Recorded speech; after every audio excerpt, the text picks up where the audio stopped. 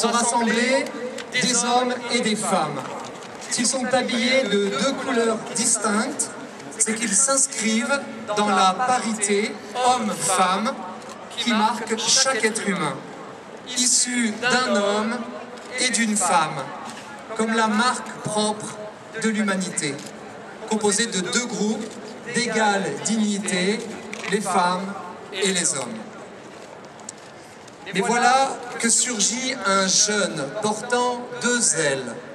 Elle symbolise, ces ailes, cette réalité intangible. Chacun est issu d'un homme et d'une femme, et chacun a besoin, pour trouver son équilibre, d'un papa et d'une maman. Bien sûr, il ne s'agit pas d'exclure ou de stigmatiser les enfants privés de l'un ou l'autre de leurs parents. Enfants orphelins, enfants vivant dans des familles monoparentales. Au contraire, la solidarité nationale doit tout faire pour les épauler et pour soutenir les parents isolés ou en difficulté. Mais justement, un projet de loi entend bouleverser l'équilibre père-mère au sein même du couple de parents, alors qu'il est le meilleur cadre offert à l'enfant pour se construire. On veut donner à certains enfants en attente de famille adoptive deux papas ou deux mamans.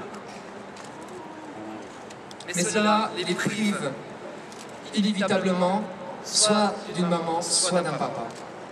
De quel droit imposer cela à un enfant qui a déjà été fragilisé par une rupture ou un deuil?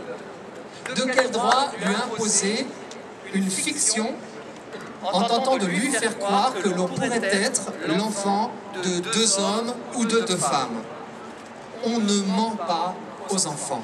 Et les enfants ou les adultes qui ont vécu une situation d'adoption sont bien là pour nous aider à prendre conscience que toute manipulation sur leurs origines constituerait une grave maltraitance. Cet enfant portant deux ailes a déjà des difficultés à trouver son équilibre pour prendre son envol dans la vie. Si les composantes maternelles et paternelles sont si précieuses et non interchangeables, c'est bien en raison de la valeur même de la parité. Tour à tour, le père et la mère contribuent à protéger, soutenir, donner confiance, encourager, consoler, poser des limites, jusqu'à apprendre la valeur de la liberté. Comment prétendre effacer cette parité père-mère tout en faisant la promotion d'une parité homme-femme au gouvernement et dans toutes les sphères de décision? Le droit à l'enfant va-t-il prendre le pas sur les droits de l'enfant? Alliance Vita prend aujourd'hui la défense de l'enfant avec de très nombreux Français, professionnels de la santé, soignants, éducateurs, couples en attente d'enfants adoptés, associations de solidarité, mères, etc. Derrière la revendication sur le mariage et l'adoption par des personnes de même sexe, la question centrale que nous posons est: un enfant confié à l'adoption mérite-t-il d'avoir un père et une mère?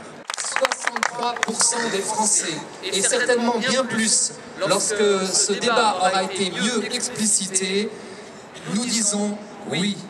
Plaçons aujourd'hui l'enfant au cœur du débat, un papa, une maman, tout simplement.